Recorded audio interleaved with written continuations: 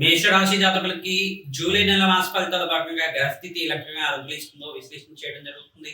ప్రధానంగా ఏలినాటి శని ప్రభావంలో ఉన్నారు కానీ వీరంతా కూడా ఆర్థిక స్థితిగతులు మెరుగుపడడానికి ప్రయత్నించడం కూడా దత్తాత్రేయ కవచాన్ని ఆరాధన చేసుకోవడం వల్ల రాజయోగ ప్రాప్తి రావడానికి ఆస్కారం ఉంటుంది. ప్రధానంగా వెంకటేశ్వర స్వామి వారికి అంతా కూడా తులసి మాల సమర్పించండి, రాజయోగ ప్రాప్తి రావడానికి ఆస్కారం ఉంటుంది.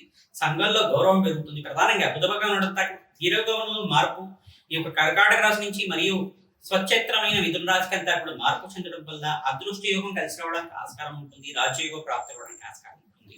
ప్రధానంగా వ్యాపారంలో మార్పులు, అనుకోని మార్పులు, ఊహించని సంఘటన వల్ల, నూతన వ్యక్తుల పరిచయం వల్ల లాభాలు సిద్ధించడానికి ఆస్కారం ఉంటుంది.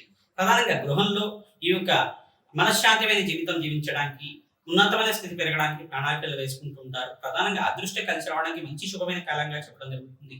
గజకేసరి యోగం అంతా కూడా పట్టబోయే కాలంగా చెప్పడం జరుగుతుంది. పంచమ స్థానంలో ప్రధానంగా కేంద్ర కోణ స్థానంలో అంతా కూడా ఉచ్చ స్థానంలో బృహస్పతి సంచారం వల్ల, ప్రధానంగా చూసుకుంటే కేంద్ర స్థానంలో అంతా కూడా ఇక్కడ బృహస్పతి సంచారం వల్ల రాజయోగ ప్రాప్తి రావడానికి ఆస్కారం ఉంటుంది.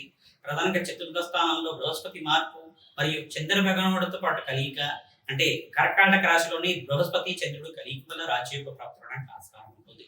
వృత్తిరీత్యా వ్యాపారీత్యా మార్పులు జరగడం కానీ, దూర ప్రయాణాలు చేయడం వల్ల లాభాలు సిద్ధించడం కానీ, ప్రధానంగా స్వల్పంగా అనారోగ్య సూచన కూడా జరగడానికి ఆస్కారం ఉంటుంది. ప్రధానంగా ప్రతినిత్యం కూడా పరమేశ్వరుడికి అంతా కూడా అభిషేకాది కార్యక్రమాలు ఆచరించడం, ప్రదోషకాలంలో విశేషంగా ఫలోదక అభిషేకం, అన్నాభిషేకం చేయడం వల్ల ఆర్థిక స్థితిగతి పెరుగుతుంది. అనారోగ్య ఇబ్బంది నుంచి బయటపడతారు. మనశ్శాంతమైన జీవితం జీవించడానికి ఆస్కారం ఉంటుంది. ప్రధానంగా కర్మదోష నివారణార్థం మీరంతా కూడా అన్నదానం ఆచరించడం వల్ల రాజయోగ ప్రాప్తి రావడానికి ఆస్కారం ఉంటుంది. వివాహాది శుభకార్యాల కోసం ప్రయత్నం చేసుకున్న వాళ్ళకి మంచి శుభమైన కాలంగా చెప్పడం జరుగుతుంది. కర్మదోష నివారణతో ప్రయత్నించడం కూడా శని గ్రహ దోష నివారణార్థం తైలాభిషేకం చేయడం, శని త్రయోదశి రోజున విశేషంగా మీరంతా కూడా తైలాభిషేకం ఆచరించడం వల్ల రాజయోగ ప్రాప్తి రావడానికి ఆస్కారం ఉంటుంది. ప్రతినిత్యం కూడా మీరంతా కూడా ఈ యొక్క బీద వాళ్ళకు అన్నదానం చేయడం వల్ల రాజయోగ ప్రాప్తి రావడానికి ఆస్కారం ఉంటుంది. ఎంత సంపాదించినా సంపాదన నిలకపోవడం, ఎంత సంపాదించినా అప్పుల పాలు అవుతుండడం అనేది జన్మజాతకం నుండి గ్రహదోష ప్రభావం ఎక్కువగా ఉంటుంది. ఎంత సంపాదించినా మీకంతా కూడా స్థిరాస్తి లేకపోవడం కానీ, స్థిర ఐశ్వర్యం లేకపోవడం కానీ, కర్మదోష నివారణ కోసం పరిహారాలు ఆచరిస్తూ ఉండాలి. తద్వారా తెల్ల గుమ్మడికైనంతా కూడా బ్రాహ్మణత్వం దానం చేయడం వల్ల కర్మదోష నివారణ అవుతుంది. ప్రధానంగా శనీశ్వరుడికి, శుక్రుడికి, అంగారకుడికి, బృహస్పతికి అంతా కూడా జపము, దాన హోమాది కార్యక్రమాలు ఆచరించడం వల్ల మేషరాశి జాతకులకి అంతా కూడా జన్మజాతకంలో ఉండే సకల గ్రహదోష నివారణ అవడానికి ఆస్కారం ఉంటుంది. కాలసర్ప దోషంలో గోచారిత్య అంతా కూడా ఉంది కావున సుబ్రహ్మణ్య స్వామి వారి ఆరాధన చేయడం, సర్పాలకంతా కూడా అభిషేకం చేయడం, మంగళవారం అంతా కూడా నియమాలు పాటించడం వల్ల విశేషమైన పుణ్య ఫలితం పొందడానికి ఆస్కారం ఉంటుంది.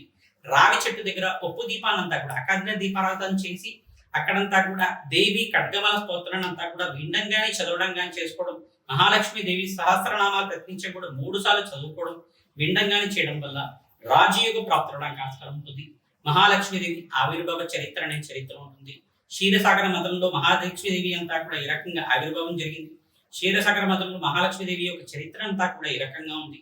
ఆ యొక్క లక్ష్మీనారాయణ కళ్యాణం అంతా కూడా ఏ రకంగా జరిగిందని విశ్లేషణ అంతా కూడా చేయడం వల్ల, తద్వారా అమృతతుల్యమైన చరిత్ర అంతా కూడా చదువుకోవడం వల్ల విశేషమైన పుణ్య ఫలితం పొందడానికి ఆస్కారం ఉంటుంది. అఖండమైన పుణ్యప్రాప్తితోటి మీకంతా కూడా పుణ్యక్షేత్ర దర్శనం చేసుకోవడానికి ప్రయత్నం చేయండి. రాజయోగ ప్రాప్తి రావడానికి ఆస్కారం ఉంటుంది.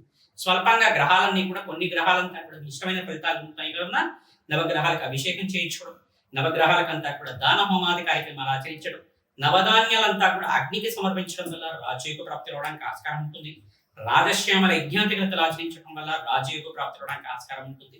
ప్రధానంగా వారాహిదేవి నవరాత్రుల రోజులో గుప్త నవరాత్రి విశేషంగా ఆచరిస్తూ ఉంటారు.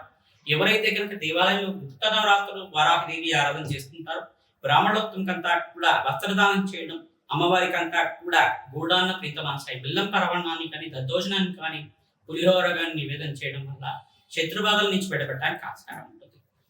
దత్తాత్రేయాయ వారాహిదేవి నమః.